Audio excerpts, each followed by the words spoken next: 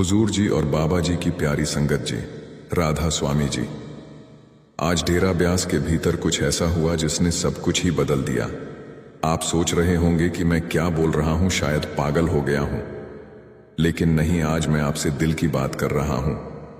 आज डेरा ब्यास में सत्संग तो मौजूदा सरकार हजूर महाराज जी ने किया, लेकिन जो शब्द बोले गए, जो भाव थे, वो एकदम वैसे ही थे जैसे वड्डे महाराज जी के सत्संग में होते थे। वही बाणी, वही लहजा और वही गहराई। हजूर का सत्संग सुनते सुनते वड्डे महाराज जी की यादें जैसे एकदम ताज़ा हो गईं। ऐसा लग रहा था जैसे वड्डे महाराज जी फिर से डेरा ब्यास में विराजमान हो गए हों। आज 4 मई 2025 को हजूर महाराज जी का पहला सत्संग डेरा ब्यास में हुआ। जब बाबा जी मंच पर आए तो उनके साथ साथ हजूर भी विराजमान थे। बाबा जी ने मंच पर बैठते ही सारी संगत पर एक गहरी दृष्टि डाली, और जैसे ही उनकी नजर संगत पर पड़ी, हजूर ने सत्संग आरंभ किया। बाबा जी आज एकदम शांत मुद्रा में बैठे रहे। उन्होंने भी हजूर का सत्संग बड़े ही प्रेम से सुना। हजूर ने आज सत्संग में स्वामी जी महाराज की बाणी ली। मित्र तेरा कोई नहीं, संगी अन में क्यों तू पड़ा इस ठग्गी अन में। हजूर की आवाज बहुत ही सुंदर, तीखी और स्पष्ट थी, बिल्कुल वैसी जैसे वड्डे महाराज जी जवानी में बोला करते थे। अगर आज किसी बुजुर्ग ने यह सत्संग सुना हो तो आप उनसे जरूर पूछिए कि हजूर की आवाज कैसी थी। हजूर ने जब सत्संग शुरू किया तो बड़े ही प्रेम से कहा, ये बाणी स्वामी श्री स्वामी जी महाराज की है। फिर समझाया, जब संत महात्मा हमारे बीच आते हैं तो कभी वो हमें प्रेम से समझाते हैं और कभी हमारे मार्गदर्शक बनकर समझाते हैं। आज हम सब मन के पीछे भाग रहे हैं। संत महात्मा कभी हमें प्यार से और कभी चेतावनी की तरह अपना उपदेश अपने वचनों द्वारा ठोक के देते हैं। स्वामी जी महाराज इस बाणी में हमें समझाते हैं, मित्र तेरा कोई नहीं संगी अन में। फिर हुजूर ने पूछा, हम सबका सच्चा मित्र कौन है, मित्र किसे कहा जाता है। फिर जवाब दिया, वो जो सुख दुख में हर हाल में हमारे संग खड़ा रहे, उसे ही सच्चा मित्र कहा जाता है। मनुष्य जब कोई लक्ष्य तय करता है और उस लक्ष्य में जो उसका साथ निभाता है, वो ही उसका मित्र कहलाता है।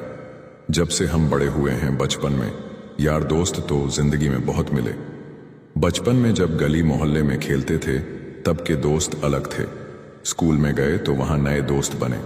बड़े हुए, कॉलेज गए तो वहां और तरह के दोस्त मिले।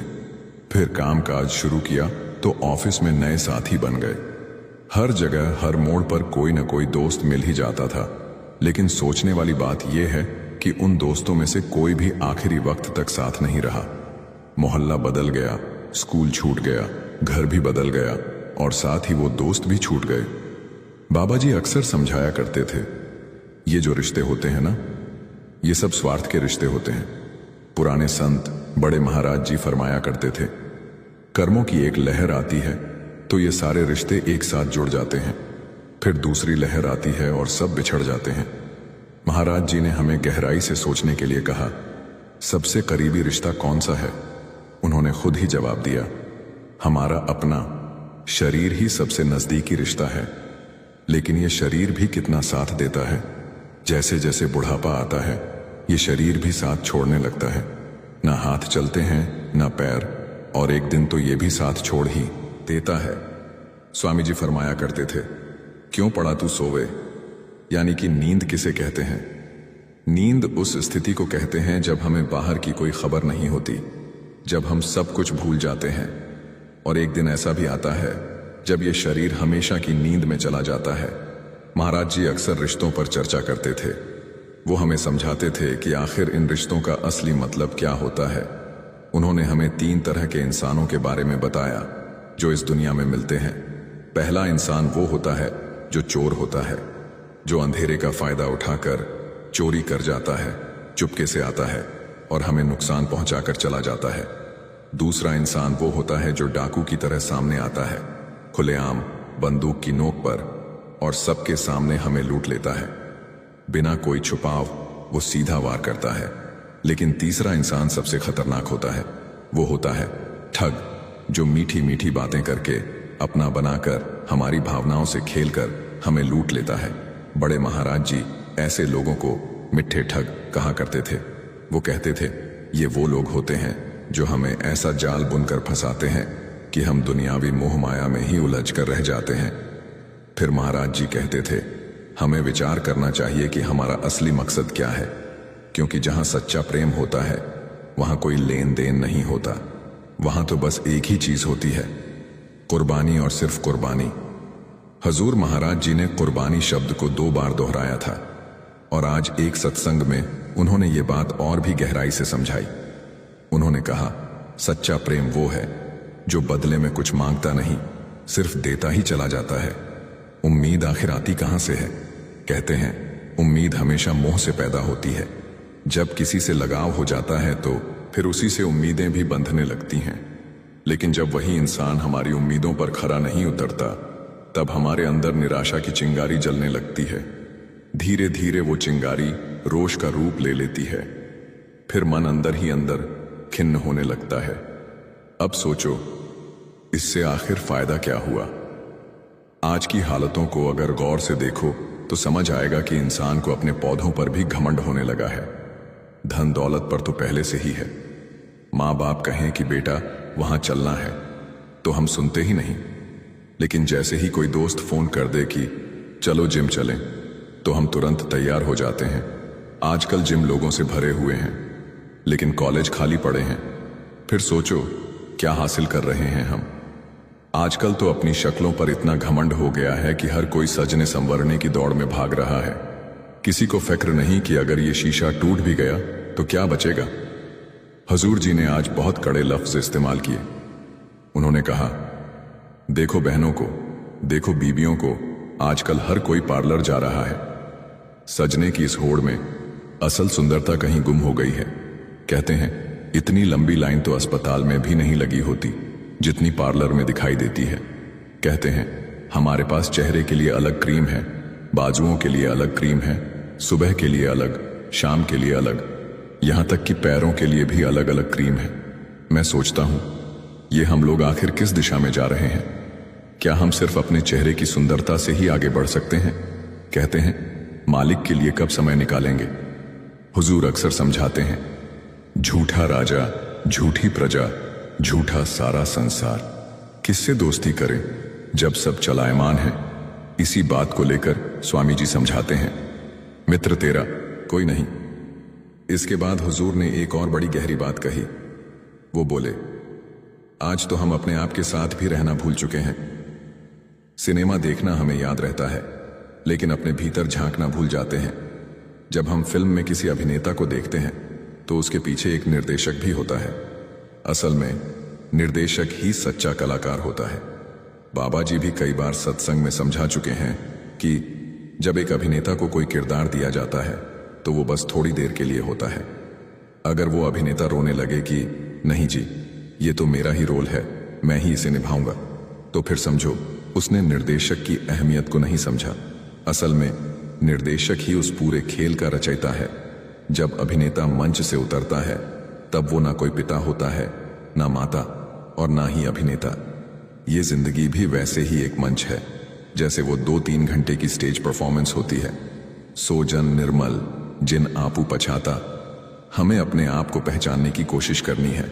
और हुजूर भी यही समझाते हैं कि हमें जो कुछ भी बताया जाता है उसे सिर्फ सुनना ही नहीं, समझने की कोशिश भी करनी है। फिर स्वामी जी आगे कहते हैं प्रीत कर सत्संग में। सत्संग क्या है? सत्संग में ना कोई राजा महाराजाओं की कहानियां सुनाई जाती हैं, ना कोई चमत्कार होते हैं। अगर हम सोचते हैं कि सत्संग में कोई करामात होगी, कोई विशेष कृपा हो जाएगी, तो ये हमारी सबसे बड़ी गलतफहमी है। सत्संग में तो सिर्फ जिंदगी का सार समझाया जाता है। महापुरुषों के जीवन का निचोड़ हमारे सामने लाया जाता है। हम सभी लोकल सेंटर्स जाते हैं, लेकिन आज हुजूर ने इस बात पर भी टोका। वो कहते हैं अगर सत्संग 9 बजे शुरू होता है तो हमें 9 बजे एंट्री नहीं लेनी चाहिए। जैसे किसी मीटिंग में जाने के लिए हम पहले से तैयारी करते हैं, समय से पहले पहुंचते हैं ताकि मीटिंग का माहौल बना सकें, उसी तरह सत्संग में समय से पहले पहुंचना चाहिए, क्योंकि ये सत्संग हमारे परमार्थ के लिए कहीं ज्यादा जरूरी है। जब हम किसी मीटिंग से वापस आते हैं तो हम कोशिश करते हैं कि उस पर अमल भी करें। वैसे ही जब हम सत्संग में आते हैं तो ये हमारा बहुत बड़ा सौभाग्य होता है। हमें सत्संग में सिर्फ सुनने नहीं बल्कि उसे समझने की भी कोशिश करनी चाहिए। सत्संग कोई औपचारिकता नहीं है। हफ्ते भर हमारा ध्यान दुनियावी बातों में उलझा रहता है, लेकिन जब हम एक हफ्ते बाद सत्संग में आते हैं तो वो हमें याद दिलाता है कि हमें मालिक की भक्ति में लगना है। बड़े महाराज जी कहा करते थे, सत्संग वो है जो हमें इस दुनिया की धूप से बचाए। सत्संग में हर सवाल का जवाब मिल जाता है। बड़े महाराज जी ने हमें करीब 40 साल तक समझाया। अब करीब 35 साल हो गए हैं। बाबा जी भी हमें उसी धैर्य से समझा रहे हैं। वो कहते हैं, अगर तुम सत्संग की बातों पर अमल करोगे तभी तुम्हें सही समझ आएगी। आज भी मैं केवल ज्ञान में ही उलझा हुआ हूं, लेकिन समझ और ज्ञान में बड़ा फर्क होता है। मान लो कि किसी को किसी अनजानी जगह जाना हो और रास्ते में बहुत तेज बारिश हुई हो। अब एक इंसान है जिसने उस पूरे रास्ते का नक्शा पढ़ रखा है। उसने हर मोड़, हर रास्ता किताबों से जान लिया है। लेकिन अगर उसे रास्ते के गड्ढों और ऊंच नीच का अंदाजा नहीं है तो क्या वो सही मंजिल तक पहुंच पाएगा? अब सोचो, एक दूसरा इंसान है जिसने खुद उस रास्ते पर गाड़ी चलाई है, हर गड्ढा पार किया है, हर ठोकर सही है। तो जाहिर है मैं उसी की गाड़ी में बैठूंगा जिसे असली अनुभव है, सिर्फ ज्ञान नहीं। अब जरा सोचो, तुम किसकी गाड़ी में बैठोगे? उस इंसान की जिसने सिर्फ किताबें पढ़ी हैं, या उसकी जिसने रास्ता खुद देखा और जिया है? फिर हुजूर जी समझाने लगे, नाम क्या है? क्या नाम कोई अक्षर है? नहीं, नाम कोई लफ्ज नहीं है। आज का पूरा सत्संग मुझे वैसा ही महसूस हुआ जैसा बड़े महाराज जी का हुआ करता था। फिर उन्होंने समझाया, हम सब अलग अलग धर्मों से आए हैं। कोई मुसलमान है, कोई हिंदू, कोई सिख, कोई ईसाई। कोई अल्लाह कहकर याद करता है, कोई रब कहकर पुकारता है, लेकिन सच्चाई यह है कि परमात्मा एक ही है। 10वें पातशाह ने भी तो यही कहा था। उन्होंने 1100 नाम लिखते हुए आखिर में यही लिखा, वो इनामी है, यानी जिस तक सब नाम पहुंचते हैं, लेकिन वो किसी नाम से बांधा नहीं जा सकता। बाणी में भी लिखा है, 52 अक्षर लोक तरय, सब किछु इन माही। ये अक्षर खिन जाएंगे, वो अक्षर इनमें ना ही। फिर एक और जगह बाणी में आता है, नामो उपजय नामो बिनसय, यानी नाम कोई साधारण अक्षर नहीं है, वो तो वो ताकत है जिसने पूरी सृष्टि को बनाया है। अगर मालिक उस नाम को वापस बुला ले तो यह पूरी सृष्टि समाप्त हो जाए, और अगर वो ताकत हमारे शरीर से हट जाए तो हम मर जाते हैं। हमारा असली मकसद अपने असली स्वरूप को पहचानना है। और फिर हुजूर जी ने यही बात दोहराई। आज के समय में नाम की महिमा समझनी है, अनुभव करना है, सिर्फ शब्दों में नहीं, जीवन में उतारना है। आजकल के इस दौर में कहने को रिश्ते नाते सब अपने हैं, लेकिन हकीकत में ज्यादातर तो बस मतलब के ठग बन चुके हैं। मैंने आज 1 घंटा 5 मिनट का सत्संग किया। जब पाठ साहिब ने एक तुक बोली तो उस समय महसूस हुआ कि वो तुक आज के समय के लिए कितनी जरूरी है।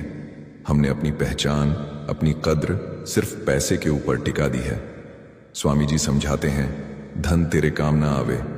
वो कहते हैं, छोड़ दे यह क्षणिक मोह। आखिरकार एक पल में ही तो हमें सब कुछ छोड़कर जाना है। हमने अपने वजूद को इस हद तक पैसे में गुम कर दिया है कि अगर कोई हमसे पूछ ले कि तुम कौन हो, तो हम नाम, कॉलोनी, गाड़ियों की संख्या, ओहदे और रुतबे की बातें करने लगते हैं। कह देते हैं कि हम 2-2 गाड़ियों वाले हैं। हमने अपना दायरा बहुत फैला लिया है। लेकिन आज हुजूर ने डांट बहुत कड़वी दी। उन्होंने साफ कहा कि इस दौलत की हवस ने हमारे पूरे स्वभाव को बिगाड़ दिया है। हमारी बातें, हमारा बर्ताव सब बदल गया है। पहले ये लालच व्यापार में था, अब इसे हमने रिश्तों में भी घुसेड़ लिया है। आज के समय में जब बाप बुजुर्ग होता है तो बेटा पहले उससे जमीन के कागज मांगता है। कहता है, जब तक तू जमीन मेरे नाम नहीं करेगा मैं तेरी सेवा नहीं करूंगा। और ये स्वार्थी सोच छोटे बच्चों तक पहुंच गई है। बच्चा अपने बाप से कहता है, जब तक तू मुझे खिलौना नहीं देगा, वीडियो गेम नहीं खरीदेगा, मैं पढ़ाई नहीं करूंगा। ये आदतें, ये सोच अब हमारे पूरे जीवन पर लागू हो चुकी है। रिश्तों तक पैसे की बात तो फिर भी किसी हद तक समझी जा सकती थी, लेकिन अब तो हम इसे परमार्थ तक ले आए हैं। हम 100 रुपये चढ़ाते हैं और मालिक से लाखों करोड़ों की उम्मीद लगा बैठते हैं। हाँ, हम मंदिर भी जाते हैं, गुरुद्वारे भी जाते हैं, लेकिन वहां भी मांगने की आदत नहीं जाती। हम भक्ति करने नहीं आते, हम तो मालिक से सौदेबाजी करने चले आते हैं। पैसा हमें लेना देना सिखाता है, लेकिन परमार्थ में हमें सिर्फ देना आना चाहिए, लेना नहीं। पैसा हमारे अंदर अहंकार भर देता है, और जब अहंकार अंदर पनप जाता है, फिर जब जरा भी दबाव आता है, हम टूटने लगते हैं, हम डिप्रेशन में चले जाते हैं, बीमारियां हमें घेर लेती हैं। ये सब कुछ तब तक होता रहेगा जब तक हम बांटना नहीं सीखते, चाहे जितना भी कमा लो। पुराने जमाने में राजा महाराजा भी आए थे, क्या वो संतुष्ट हो गए थे? आजकल के बड़े बड़े व्यापारी भी देख लो, क्या उन्हें संतोष मिल गए? इसलिए आप अजी बाणी में समझाते हैं, तिंदा दे लैंदे थक पाए, जुगा जुगा अंतर खाई खाए। जिस दिन से ये सृष्टि बनी है, मालिक तो हमें देता ही आ रहा है, हम तो सिर्फ खाते ही आ रहे हैं। क्या हमारी भूख कभी मिट पाई? बहुत ही विरला जीव होता है जो इस सत्य को पहचान पाता है। मैं हमेशा मालिक का शुक्राना करता रहा हूं। बाबा जी अक्सर फरमाते हैं, मालिक ने हर जीव को इतना जरूर दिया है कि वो इज्जत और सुकून से अपना जीवन बिता सके। लेकिन क्या होता है कि जब हमारे पास जरूरत से ज्यादा पैसा आ जाता है, तो वही पैसा हमारे सुकून और चैन को चुरा लेता है। हुजूर जी ने बड़ी सादगी से समझाया, जिंदगी के 4 मुख्य पहलू होते हैं: खाने पीने का संतुलन, शरीर की सेहत, परमार्थ और मन की शांति। जैसे एक गाड़ी 4 टायरों पर चलती है, अगर एक टायर पंचर हो जाए तो बाकी 3 टायरों पर जबरदस्त दबाव आ जाता है। ठीक वैसे ही अगर हम परमार्थ को नजरअंदाज कर दें तो जिंदगी का संतुलन बिगड़ जाता है। आजकल हम बस दौड़ पड़े हैं पैसे के पीछे, लेकिन क्या हमने कभी सोचा है कि हमें असल में कितने पैसे की जरूरत है?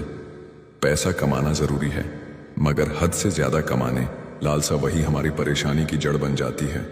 जब हमें नाम मिलता है तो वहां भी यही सिखाया जाता है कि हम हक हलाल की कमाई करें, उसी कमाई में ही असली बरकत होती है। आखिर में तो खाना वही 2 रोटियां होती हैं और सोने के लिए एक ही बिस्तर चाहिए होता है। हमें इन चीजों को अब कंट्रोल में लाना पड़ेगा। बाबा जी तो हमेशा सत्संग में कहते थे, जो किस्मत में लिखा है उसे कोई ताकत छीन नहीं सकती, और जो किस्मत में नहीं लिखा उसे दुनिया की कोई ताकत दे भी नहीं सकती। तो फिर हम क्यों भाग रहे हैं इन चीजों के पीछे? क्यों बेवजह की चिंता पाल रखी है हमने? आप ही ने बाणी की एक बड़ी ही प्यारी पंक्ति से समझाया था, चिंता मिटी चाहत गई मनुआ बेपरवाह, जिसको कछु ना चाहिए वही शाहनशाह। जब मालिक ने ये सारी सृष्टि बनाई तब 2 प्रकार की जूनी बनाई, कर्म जूनी और भोग जूनी। कर्म जूनी में मालिक ने इंसान को विवेक की ताकत दी, सोचने और सही रास्ता चुनने का अधिकार दिया, और वो इसलिए ताकि हम मालिक से मिल सकें, उसका सच्चा मिलन पा सकें। असल में वही ताकत जो हमें ये जीवन दे रही है वो खुद परमात्मा है। हमें ये जीवन फालतू चीजों में गंवाना नहीं चाहिए। हजूर समझाते हैं, बाकी सब जूनी में सिर्फ भोग है, लेकिन इंसान के शरीर में रहकर ही हम सच्चे कर्म कर सकते हैं, भक्ति कर सकते हैं। इसीलिए इस जीवन को व्यर्थ न गवाओ। पूरी कायनात में सिर्फ एक ही शक्ति है जो समय से परे है, और वो है परमात्मा। हजूर समझाते हैं, हम उसी परमात्मा का अंश हैं। आप कहते हैं, आत्मा में राम है और राम में आत्मा। इस रहस्य को गुरु की वाणी से जानो। अगर हम खुद को समझ लें तो जान पाएंगे कि हम उसी मालिक के अंश हैं। हमें मेहनत करनी है, मगर उस मेहनत में मालिक की याद और संतोष का भाव भी होना चाहिए। मैं हर रोज अपने मन को यही समझा रहा हूं कि हक की कमाई में ही सुकून है, और मालिक को भी वही प्रिय है जो दिल से मेहनत करता है और जीवन को उसकी भक्ति में लगाता है। मैं कोशिश कर रहा हूं मालिक से मिलने की। सोचता हूं अगला जन्म कहां मिल जाए, कौन जाने। जरा बैल का जन्म देखो, घोड़े का जीवन देखो, कैसे उनका व्यवहार किया जाता है, किस तरह उन्हें काट काट कर खा लिया जाता है। क्या वो जिंदगियां हमसे बेहतर हैं? देखो कैसे उनका गला रेत दिया जाता है। इसीलिए हमें अपने मन को अब मालिक की तरफ लगाना चाहिए। फिर हुजूर समझाते हैं, गुरु बिन तेरा कोई नहीं। अब सवाल आता है, गुरु कौन है? तो मैं समझ रहा हूं, गुरु वही है जिससे शब्द से प्रेम होता है, जो सेवा के द्वारा गुरु को राज्य करता है। असली गुरु वही है जो अंधकार से निकालकर हमें रोशनी की ओर ले जाए। हम क्या सोचते हैं कि परमार्थ के लिए शायद गुरु की जरूरत नहीं है। बहुतों का यही भ्रम है, लेकिन सच ये है कि जैसे जब हम किसी अनजान शहर में जाते हैं तो एक गाइड की जरूरत होती है, वही गाइड हमें वहां की सड़कों, गलियों, हर मोड़ का रास्ता समझाता है। ठीक वैसे ही परमार्थ के सफर में भी एक गुरु की जरूरत होती है। इसीलिए स्वामी जी ने कहा था, गुरु मोही अपना रूप दिखाओ। बाहर तो बस एक जरिया है, लेकिन असली गुरु हमारे भीतर बैठा होता है। एक सच्चा गुरु नेक, पाक और सच्चे मार्ग पर चलने वाला होता है। फिर सवाल उठता है, असली गुरु कौन है? तो मैं ये समझता हूं, गुरु पीर सड़ाए मंगण जाए, ताकि मूल न लगिए पाए। मतलब जो गुरु मंगता हो वो हमारी भक्ति के काबिल नहीं हो सकता। गुरु नानक साहिब को देखो, संत रविदास महाराज को देखो, उन्होंने कभी भी किसी से कुछ नहीं मांगा। अपने कर्मों से, अपनी मेहनत से सब कुछ पाया और दूसरों को भी रास्ता दिखाया। मैंने देखा उन संतों ने अपनी मेहनत से कमाया, खुद खाया। उनके सेवक भी महान थे। पीपा जी, मीराबाई जैसे संत उनके चरणों में रहे। वो सब अमीर थे, पर उन्होंने पूरी जिंदगी मेहनत करके ही अपना गुजारा किया। मैं मानता हूं वो गुरु, वो महापुरुष जो अपनी जिंदगी को सत्संग को समर्पित नहीं करते, वो हमारी भक्ति के योग्य नहीं है। फिर हुजूर ने बहुत साफ शब्दों में एक गहरी बात कही। उन्होंने कहा, यह हमारे वश की बात नहीं है कि हम उस मालिक की पहचान खुद कर सकें, क्योंकि हम तो करनी ही नहीं करते। और जब हम करनी नहीं करते तब हम रस्मों और रिवाजों में उलझ जाते हैं। हमें समझाया गया है, रास्ता पकड़ो और उस रास्ते की बातों पर अमल करो। जब उस राह पर चलना है तो पूरी नीयत से चलो। फिर हुजूर ने एक और बात कही, जगत के जाल में मत उलझो भाई। मन तो हर पल भटकता है, तरह तरह के दावे करता है, लेकिन वो मालिक का ठिकाना, वो दिल का मंदिर कभी नहीं मिलता। क्यों? क्योंकि हम माया के जाल में उलझ चुके हैं। महाराज जी ने कहा करते थे, माया ने बहुत बड़ा जाल बिछा रखा है। जैसे एक जाल होता है मछलियों को पकड़ने वाला, जो इतना बारीक होता है कि बड़ी नहीं बल्कि सबसे बारीक मछली भी उससे नहीं बच पाती। ठीक वैसे ही माया का जाल इतना महीन है कि हमें इसका पता तक नहीं चलता और हम उसमें उलझ जाते हैं। वो महाजाल, हाँ, हम उसी में फंस जाते हैं, लेकिन हमें उस माया के जाल से ऊपर उठने की कोशिश करनी है। फिर बाबा जी ने एक टुक पढ़कर समझाया, जग में न्यारे रहो, लगे रहो हरि ध्यान, पृथ्वी भेदे ही रहे परमेश्वर में प्राण। यानी हमें अपनी जिम्मेदारियां निभाते हुए ध्यान मालिक की ओर रखना है। जब हम भजन करेंगे तभी तो मालिक से रिश्ता जुड़ पाएगा, और फिर वो अवस्था बनेगी जहां हमारा हर पल सच्चे नाम में डूबा होगा। हमें हर रोज 2 घंटे भजन करना है, फिर 2 घंटे सिमरन, और उसके बाद फिर से भजन। अब बात आती है ध्यान की। हमें अपने ध्यान को 10वें द्वार की ओर लगाना है, क्योंकि वहीं से रूह ऊपर उठती है। बाबा जी बताते हैं, सिमरन करो, सेवा करो, गुरु की सेवा करो। सिमरन का कोई समय तय नहीं है, न ही कोई जगह चाहिए। ये तो पहला कदम है। सिमरन ही तो हमारी नींव है, हमारी बुनियाद। बाकी सब मालिक खुद करेगा। अब एक और बात जो बहुत गहरी लगी मुझे। हुजूर ने कहा, हर दिन 2 घंटे सिमरन जरूरी है। बड़े महाराज जी भी पूछा करते थे, क्या मेरा काम करके आए हो? आज हुजूर भी कुछ ऐसा ही कहने लगे थे। थोड़ा और चलते तो शायद पूछ ही लेते, भाई आज मेरा काम करके आए हो? अब जरा सोचिए, अगर हमसे कोई पूछे कि आज सुबह क्या तुमने भजन सिमरन किया है, तो क्या हम झिझकेंगे? सुबह का समय इसलिए चुना गया ताकि मन शांत हो और हम भजन कर सकें, मगर आजकल वही सुबह का वक्त भी हमारे मोबाइल फोन ने बर्बाद कर दिया है। पहले तो हम उठते हैं, सिमरन बाद में होता है। असल में सबसे पहले हमें मालिक को याद करना चाहिए था। हम अक्सर मोबाइल उठाते हैं और क्या बताऊं, उस मोबाइल ने हमारा समय बर्बाद कर दिया। अगर हम सच्चे दिल से सिमरन करेंगे तो हमें वो खजाना मिलेगा जिसकी हम तलाश कर रहे हैं। अब एक कहानी हम सब ने सुनी है, अली बाबा और 40 चोर की, जिसमें वह मंत्र बताया गया था जिससे जादुई शक्ति को जगाया जा सकता है। ठीक वैसे ही हमें जो सिमरन दिया जाता है, जब हम उसे सही से करें तब हमें अपने गुरु के दर्शन होंगे। और यह सब एक ही आदेश है एक ही परम सत्य है, एको नामु हुक्म है, नानक सतगुरु दियां बुझाए। फिर एक और महत्वपूर्ण बात है, गुरु हमें बताते हैं कि बाहरी चीजों से हमें सतर्क रहना चाहिए, क्योंकि अगर हम सिमरन नहीं करेंगे तो हम फिर से उसी फंदे में फंस सकते हैं जो हमें बार बार खींचता है। हजूर जी ने बिल्कुल वही सत्संग फरमाया जैसा महाराज जी ने पहले फरमाया था। और अगर आप आज का सत्संग ठीक से सुनेंगे तो आपको समझ में आ जाएगा कि आज और पहले के सत्संग में कोई अंतर नहीं है। जो भी बदलाव है वो सिर्फ हम में है।